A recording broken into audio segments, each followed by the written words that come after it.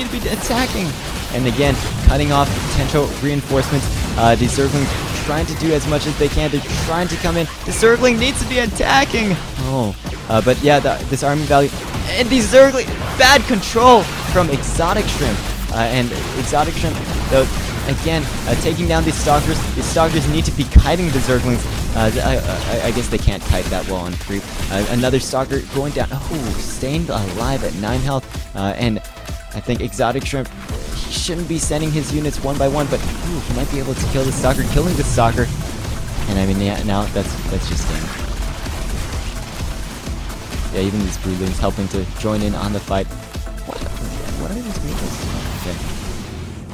Let's take a look, though. DrKobra being like, oh shoot, I need to get back. And wow, he's actually getting back into the fight.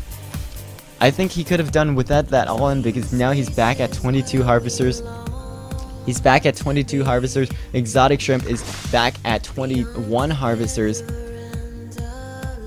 ExoticShrimp only on 1 base, and DrKobra on 2 bases. DrKobra, his attack working a lot better than I thought it would.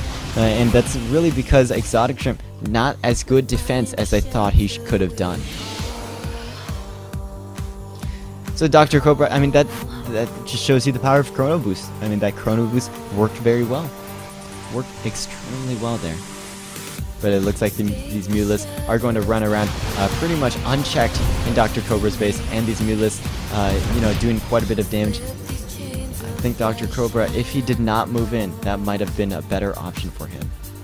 But, you know, even I kind of agreed. You know, I actually don't like doing all-ins, but I kind of did agree with.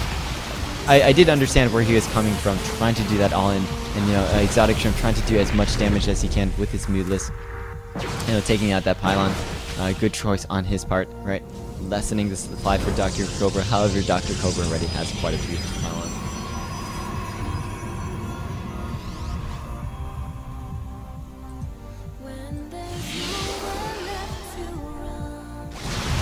Again, taking out some more probes, going from 25 probes to 21. But actually still quite kind of even. Did something else happen over here? Because ExoticShrimp just not producing drones, I guess. He doesn't like drones. He doesn't like having money. He doesn't like having money because, you know, if he has money, he has a good chance to win, right? But he doesn't like getting money.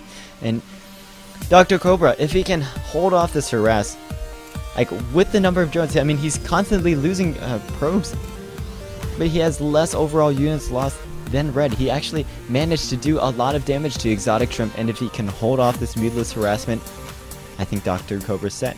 Because ExoticShrimp not producing more drones. He's still at 20. DrKobra again heading back to the 25s. DrKobra, put up a cannon or two or something to defend your mineral line, because this is just horrible to watch. And now Zerglings in the other side of this mineral line. DrKobra. Now DrKobra back down to 13. I don't think he can hold this off anymore. His army value is less than ExoticShrimp's. And ExoticShrimp, I think, will be taking this game.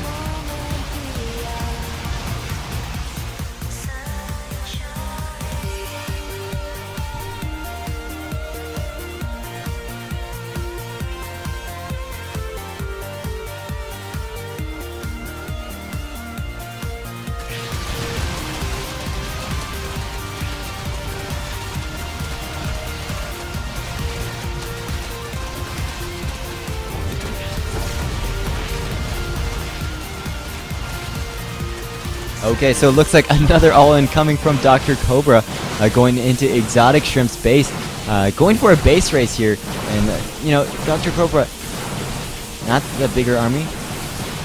I think he might have a chance again, because let's take a look at income. Both had 14 and 12 harvesters. ExoticShrimp, he didn't even care that he lost the harvesters here. He just, you know, lost them, right? And now going to be marching all of his harvesters into this death army. I think, though, that a Mutalisk army and the Zergling army will out-damage a Pearly Stalker army. Stalkers don't do that much damage.